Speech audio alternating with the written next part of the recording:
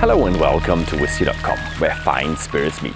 Today it's a very sunny and hot day in the Caribbean, and I'm here on the island of Martinique, and I'm here at the Chateau Depaz, which is a mansion with a historic background, and there is a distillery with the same name that we're gonna visit today. So let's dive right in.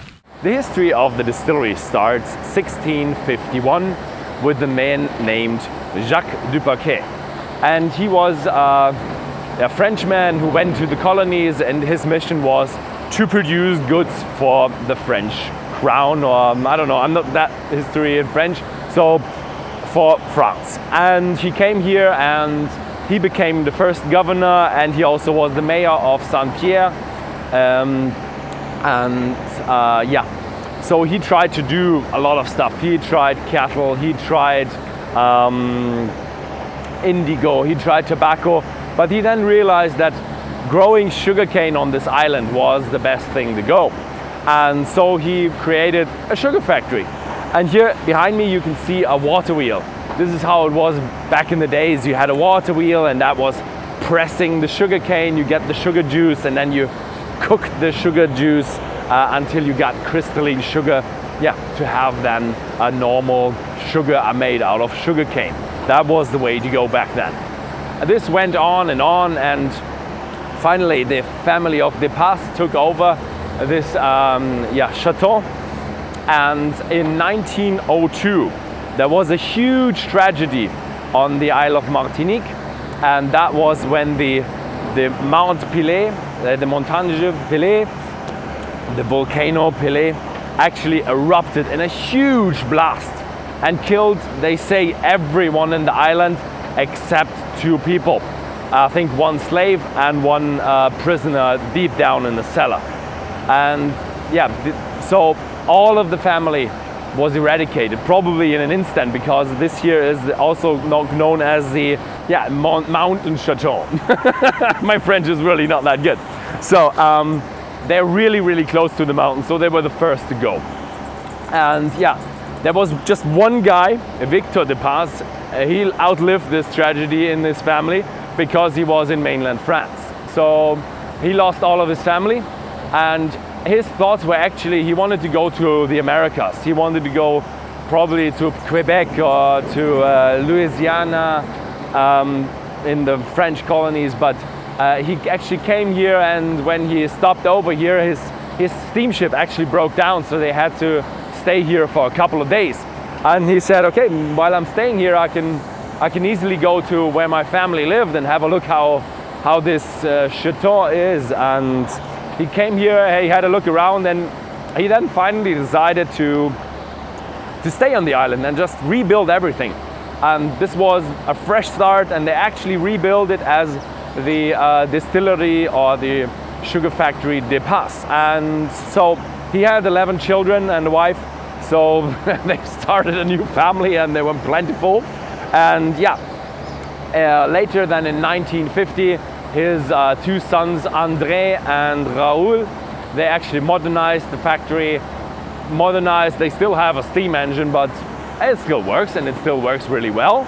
So this is what they have as a modern factory, a bit of tradition in there as well. So let's get into the distillery and have a look how that is.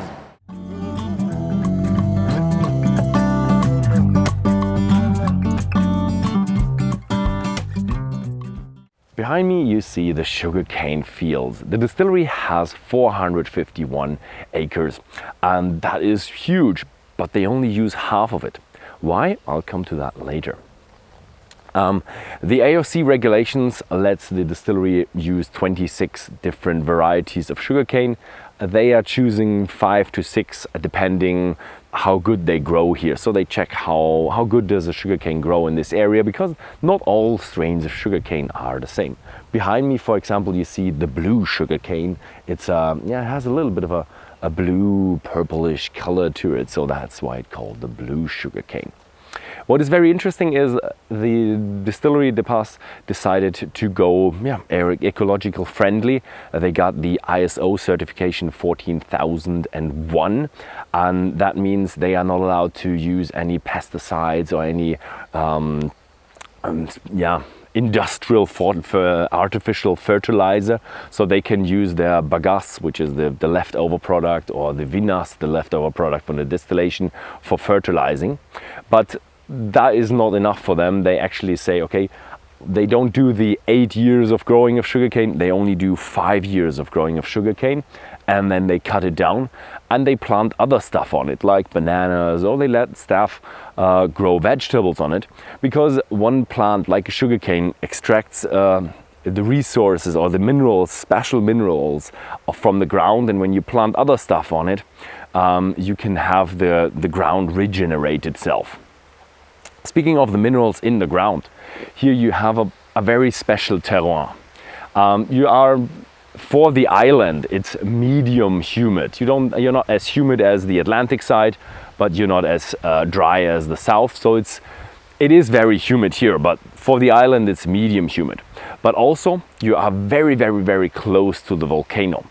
And that means from the volcanic influence, you get more minerals. So the ground has a certain amount of minerals that are very plentiful here. And that gives you a different micro terroir that has just a different type of sugarcane and all the flavors that grow with that. And that is special about the distillery Depaz. Yeah, so they do have 451 acres of sugarcane, half of it is used, and let's see how that is being put into use. Behind me is the steam engine. It was actually built here in 2007, but it was moved from De Lyon, and they don't quite know how old it is. They think it's about 150 years old. So it must have survived the volcano, but we're not quite sure. It's an impressive piece of machinery. It has 350 horsepower. Yes, it's an archaic old machine, but it runs on biofuel, so it's really the perfect machine. You can do everything with a steam engine. It's just so nice to have a steam engine. Let me tell you about it. We start off with the sugarcane. It is being shredded to bits, and these bits are then pressed and you get the raw sugar juice. You add a little bit of water in the first one. The second pressing is done with recycled sugar cane juice to make it dilute more of the sugar in the cane. And then it goes even further, more recycled sugar cane juice, and they do 4 pressings. Yeah, mechanical pressing is the way to go. And what is left then is called the bagasse. The last pressing makes it really dry, and this bagasse is their fuel, which they use to produce steam for the steam engine. And a 350 horsepower steam engine has more than 1,000 horsepower in thermal energy left. And that thermal energy is steam. And you definitely need steam for the next part, the distillation. So the steam actually from the steam engine is not wasted, but used in the distillation. It's just, the perfect machine for the job, even though it is very old and archaic. Yeah, when we have the pressed juice has to be then filtered, and that is then the vinasse. And this is perfect for the next stage, the fermentation. The fermentation is done in 26 vessels. And 26 vessels is quite a lot with 40,000 liters of volume. This is a bit more than they use right now, because it depends on how much you can harvest at the moment. If you have a good dry period, you can harvest a lot of the sugarcane. For sugarcane harvesting, you have to do it when it's dry to get the most out of it. And so we have only about, I would say, a little bit more than half in use today, just because they found some fields that were of quality to be harvested. What they do here is they do everything in one vessel, so you don't have any mother tanks, but you have it in one vessel. They add the yeast and they have 48 hours of fermentation, and that is, I would say, medium to long. And you come out with about 4 to 5% alcohol, and that then goes into the distillery. The heart of the distillery, the still room. And we have 3 stills, 2 for the Depaz room and 1 for the De Lyon. They're about 15 levels. They're quite massive in size. And what I find is they run pretty silent. So it's not as noisy as I know it from the Irish or from the Americans. But I think that's because they use the steam from the steam engine. It's not as overheated as the Americans and the Irish.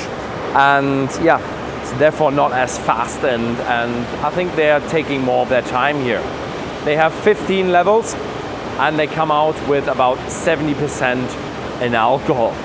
How one of these stills works is you fill in the wine at about the 50% or maybe 60% height, and at the bottom you come on with the hot steam, and the hot steam heats the alcohol and heats the water, and the lighter the alcohol rises and the water and the rest of the bits and the longer and heavier alcohols, they go to the bottom. It's called the vinasse, which is then used for fertilization for the fields. At the very top you collect the vapors, the alcoholic vapors, the vaporum, and they are being cooled down. During the cooling you can heat a bit of the wine that comes in to have a bit of energy conservation, and when you cool it down at the very end, you cool it down to room temperature, and that is then the raw rum from the distillery at 70% alcohol. This here is one of the 5 warehouses they have on site, and they use a lot of different casks. They have most of them are bourbon barrels, so used bourbon barrels actually. The French oak, that is more fresh French oak, but it's really hard to come by fresh French oak because oak in France has to be 100 years to be cut. So that is expensive, and yeah, but they do have fresh French oak, and I'll come to that later. Yeah, but they do have a port finish, they do have other types of casks and wine casks, champagne casks, so really nice stuff that they do have around here.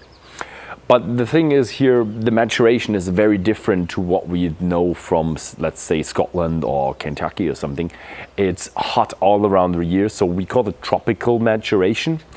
The thing is, the maturation is 3 times faster around about than we have in normal climates, and then we have 10% of loss each year, so Angel's share is really high.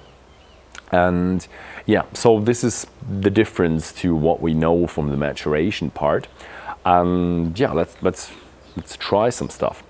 This here is now a rum with 68 something % alcohol, because they actually do fill straight from the still, so it's 70% alcohol, and is a 2016 French oak cask. So fresh French oak cask, high strength rum, high hot climate. This will be amazing. Oh, it smells pretty mild.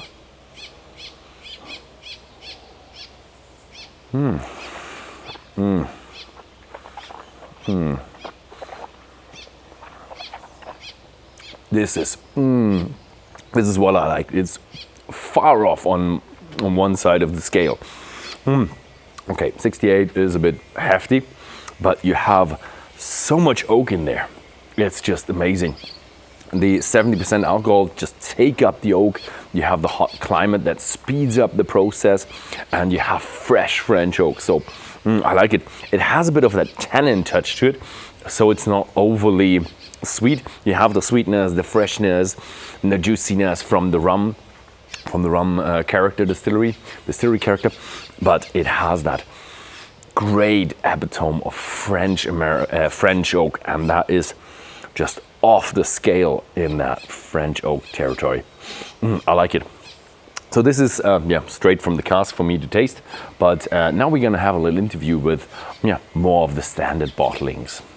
Yeah, that was it with the production, and now we're having a little interview with Fabrice Guiteau. Guiteau, that's right. Guiteau.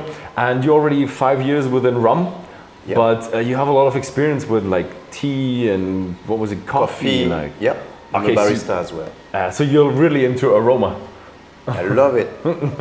Okay, so yeah, thank you very much for having us at Depaz here. It was an amazing experience. More than welcome, you are more than welcome. Yeah, so Depaz, I've seen a lot of your whiskey, not whiskey, rums. I'm sorry, false habit. So what are we having today? So we're having 3 different rum from French oak barrel, the VSOP. And then we'll go to the XO, American oak barrel.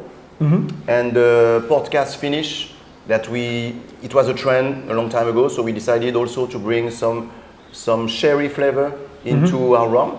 So we have this finish, and quite interesting. Yeah, I'm really excited about the podcast, but yeah, so we start with the younger one. Yes. Okay. So VSOP for the AOC appellation is 4 years minimum. 4 years, okay. Our VSOP at the moment, it's a 7 years old rum. Okay. Yeah. In French oak barrel. Okay, and should try that? Yeah, sure. So how many is that drinking strength or? I mean, this one is already the complexity is get from the barrel. It's already something. It's better to enjoy on its own. But it's 45. 45. Oh, okay. Because I've seen a lot of your bottles that, I don't know, is it a local thing with like 50 or 55 rum? Yeah, I mean the basic one are 50, 55, and it was 62 a long time ago. Now, because we also wanted to bring different palette for the tasting, so we lower the alcohol content to something more enjoyable. And this is really French oak. Yeah, fresh French oak. This one is it's a mix between fresh, new, and used barrel. Ah, okay.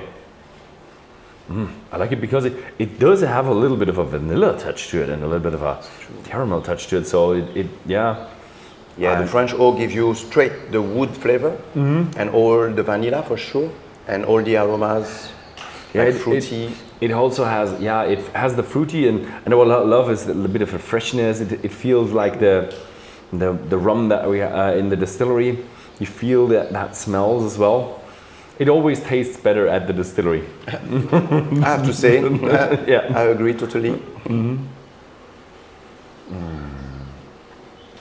So, cheers. Cheers. Say Prost.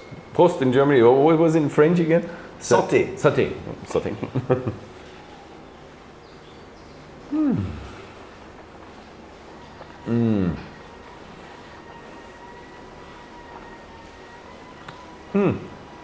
That is a well-balanced one, I would say. A little bit on the oaky side. Yeah, it's just definitely. Yeah, it's just that heat and the oak that just works. But I like it. And the French oak make it more well balanced, as you said. So these at the bottom you have the appellation d'origine contrôlée. So you all AOC. Yes, we all following the AOC rules. But now you are also getting into like ecological and what was it? Exactly, because we are producing the rum and we care a lot about nature, about the environment. So we decided to get the ISO 14001 just to make people understand the way we work. So everything is about environmental, green process. We take from nature and we give back to the nature as clean as possible. So no pesticides? No pesticide, no artificial fertilizer? Exactly. We just use we created new ways of protecting the sugarcane from animals, from all the hurricane that we have. but we are not using anything to make it more stronger. We just use nature to help nature. So how do you do the one with the animals? Because I think that is pretty hard. We created some protection all around the plot. Okay. And then the animals get stuck in it, and yeah, they have some trouble to get in. So they just you forget have about it. a physical barrier to Yeah, protect it's you, not that huge, but it helps a lot. And we realized by this way of making it, it's easier at the end. Yeah, make things more simple. Yeah, what I also find really interesting is the whole terroir aspect of it, because it's just volcano. Exactly. The whole thing is just so close to the volcano. Saint Pierre, Depaz has its own terroir. We are from the slope of the mountain, so the sugarcane it's just from that volcanic soil, and that makes it totally different than another city in Martinique. So yeah. Okay, I like it. But it's still it's very oaky, but it's very smooth as well. I like that. This one I will always suggest. It's also interesting to get it on its own, neat. But because I also, as an ambassador of the brand, I also bring it to can I say, like sharing with food. Okay. Like association with food, and this one is perfect with a dessert. It's a dessert. It's perfect match okay. with a dessert, like creamy dessert that we have in France, for example, like the Paris-Brest, and that. Wow. So crème brûlée. Crème brûlée could be, all kind of dessert, even chocolate cake, something lava cake, something like that. No, I like it. Yeah. And that was now a 7-year-old. 7 years old from the last production we made. Okay. Because that's a classic one that we use. We need to bring back all the same aromas for the VSOP consumers. So that VSOP, that production is a 7 years old one. So how old is the XO? That is even older then. Exactly. XO is 6 years minimum, but because of the flavors we need to bring back to the consumers, we sometimes, the master seller, just go and grab the one with the flavors we need to put into the bottles. Okay, so this is really, these products are standard products. We are producing them all year round. All year round. For a long time already, and hopefully for a long time as well. Good. I'll let you finish. That's so good. I like it. So can we try that? Of course. So as I said, XO, American oak barrel. Okay, just American oak? American oak.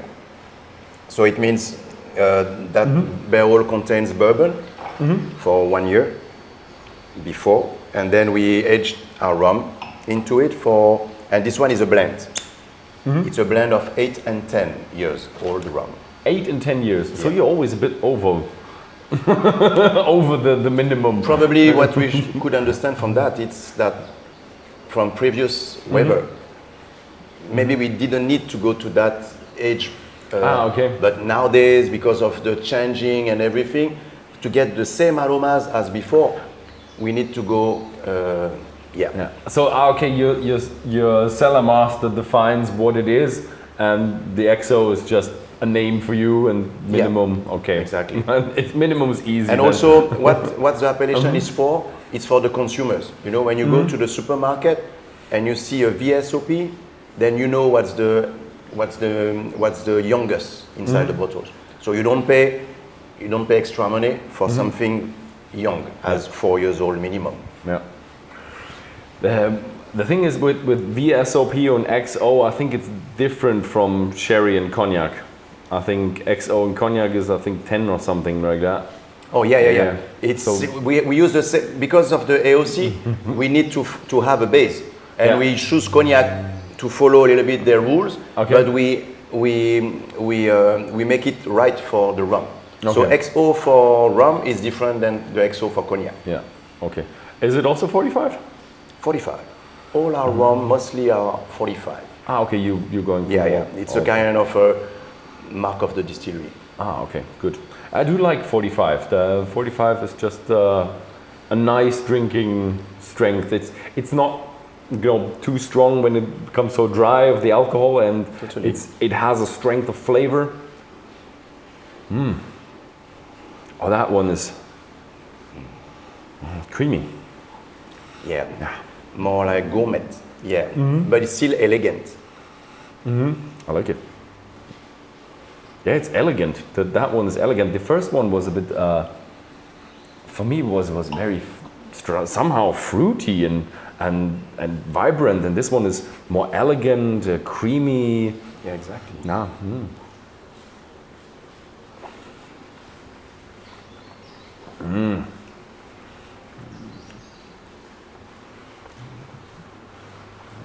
Yet still good amount of oak. yeah. And you have all the spices. Yeah, spiciness. Yeah. But still, what I find with the spiciness is that a little bit of the like distillery or maybe terroir. I don't know, because the spiciness comes in both of them. Yeah. This one is more. You can feel it more, but yeah, you also have it in the VSOP. And like all because of the AOC appellation, everything's come from the barrel. Oh yeah. We are not allowed to add anything. Oh yeah. Yeah, during the aging process. It just There's no color, no sugar, no. no added, no fruits, nothing. It's just wood. It's just from the wood. So we charcoal the wood in a way to get the aromas, exactly the aromas we want. Yeah. Oh, I like it. I think the AOC label is very good for Martinique, because when you have the rum industry, like Scotch is like everybody has to be single malt Scotch, and they have the rules. But with the Caribbean and like Mexico, Guatemala and stuff, they are like all of them have their own rules. But the AOC is a good set of rules, I would say. It is. So it makes it complicated to produce. It's not that easy, but lucky for us nowadays that the old generation already have a thought about how the rum will become, and they work long time ago, since the 1970. They work on the AOC appellation, and we get the AOC finally 26 years later. Oh, okay. In 1996. So it makes it like wow, and now we only 3% of the worldwide production. Only. But okay. Premium product for sure. Yeah, I've seen that the island of Martinique, you do have a bit. Some have more production but still premium product. Quality wise. There are cheaper ones, but most of them are in the 30s, 40s, 50s, like that. True. Yeah. So we've shown the Depaz Distillery today, but Depaz is kind of sister distillery with Dillon. Yes. Can you tell me a little bit about that? Sure. Dillon is, Dillon is in the city. Saint Pierre was first the capital or the economic capital a long time ago, and because of that eruption, everything moves to Fort-de-France, the city. So at that time it was really complicated with the neighbors to keep the distillery in the city. So we decided because it was already belonged to the same company. So we decided to move everything from Dillon about the production to Saint Pierre. And to Depaz. To Depaz Saint Pierre, yeah, exactly. So here at Saint Pierre, we distill for Depaz and for Dillon. And we're using the sugarcane of Dillon, based in Basse Pointe, and we're using, of course, for Depaz, the one around here. Ah, okay. Because we only use our own sugarcane plots to produce the Depaz rum. Ah, okay. And so the Depaz Distillery, you have kind of another plot for Dillon. Yep. Is that like also 400 hectares? No, it's a little bit less. Less, but okay. yeah. Okay. It's not too far from here in a way. Okay. Funny things. And so the Depaz here, you can do tourists and production. Exactly. Here we open the site to people to visit, to understand the production. So we tried our best to make it simple for them when they do the tour, and they can see all the production. Also degustation. Sorry? Degustation also. Oh yeah, for sure. Yeah. It's the best part for many. And also for Dillon, the thing is we are producing in here, but Dillon, they don't have any, it's not open to people. Okay, so It's just headquarters. Okay. All the offices, and we do the bottling bottling. in a Dillon. Yeah. That's okay, it. and also warehousing or Yeah, we do the storage. storage. Okay. Storage, but no aging. All the aging is in here. Okay, it's just marrying and bottling and okay. Yeah, all the aging is here, and when they need it to create their own product, we select from their barrel and we send it to Dillon for the bottling. Okay. That is nice. Okay, so when you want to, as a tourist, you need to go to Depaz then. Yes, it's much better to come here. There's so many things to enjoy. I can tell you, it's very nice place. You have, what is it, the chateau, and you have the distillery, and you can have a look at the old, I think, kind of museum-like in here in the chateau, and it's. And you can still see the steam engine, right? Yeah, and you can see the sugarcane fields as well. Yeah, that true. is- It's all just all around the distillery. Yeah, it's amazing. It's a very nice place. So now here comes the one that is really interesting for me. All right. Port finish.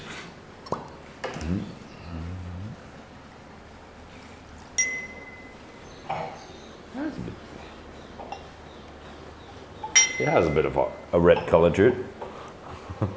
So this one is something, different than the regular rum.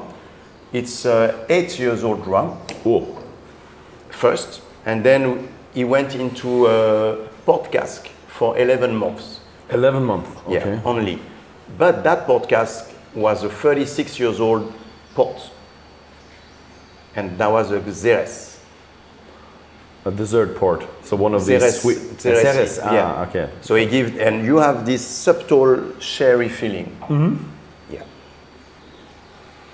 Oh yeah, that is a port. That is a port cask. Oh, it is very similar to what we have with the finishes in the whiskey. But it has a nice bloomy berries touch to it. But I like it how you have that freshness. You have a bit of that mineral touch to it. You have a bit of a good amount of oakiness in there. Oh, that is complex. I think that is one that you need to have in the evening when you have the time. And I will say both of them. Yeah. The XO is same kind of feeling. You just need to have a proper environment to enjoy it. Even with a cigar. even with the VOSLP, okay, maybe you can enjoy it on the side, like in the bar or with friends and stuff. But you could also enjoy it in the evening, like as a hobby. True. Yeah. Oh, I like it. This really smells nice. Also 45? Yeah. Yeah.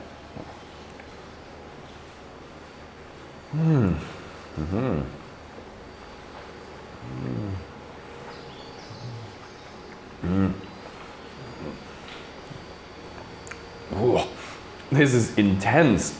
I enjoy try every time. I feel like, oh wow, that's a beautiful. And it's kind of a bit of it changes. First you have that rum flavor, and now you have a bit of that berries coming in when you finish out. I like it. It really changes it. Oh, this is one of these roller coaster ones. True. Yeah.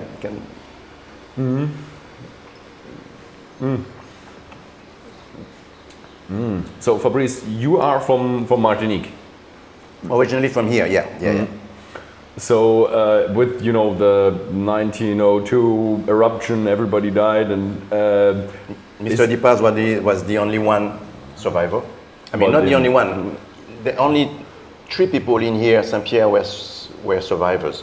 Okay. And Mr. Depaz was not on the island. On the island at this period of time. I think Bordeaux. Yeah, Bordeaux. He was studying in Bordeaux. Studying in Bordeaux, and so, is it dangerous? Is the mountain dangerous?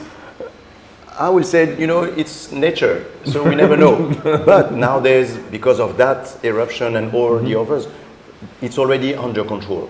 Okay. We know already from some specific people that they are looking every day about the volcano. So you have like seismic and okay. To make sure that everything is fine for everyone and everything is organized already if we need to move quickly. Okay, there are buses and military and just things. Yeah, exactly. Organized. We need to have a plan to where to go. Okay. If something wrong happens, everything is already set. So yeah, at the moment we enjoy every day and we don't really think about it. But we know also that it's already under control. So like in 70 years, sirens and maybe. Yeah, that's the way. Yeah. So depending what you're doing at that time, better rush. Okay. I like it. But you can walk on the mountain or... You have some way to get up to the mountain. Enjoy depending of the weather. Sometimes it's enjoyable. Most of the time it's more cloudy and froggy. But yeah. But if it's not cloudy, then it's really hot, isn't it? Yeah, you need to have water with you for sure to make okay. sure you go to the top. Okay. Yeah. So that was a little part of, I think, what Depaz is. And I say, thank you very much. More than welcome. Thank you for coming. Thank you very much for showing us Hall of Distillery and Depaz and all the rums. And thank you very much for watching. If you have friends who might be interested in Depaz rum, then please feel free to share this video with your friends. And if you want to buy the Depaz rum, you can find them on Whisky.de or Whisky.com in our shop. Thank you very much for watching and see you next time.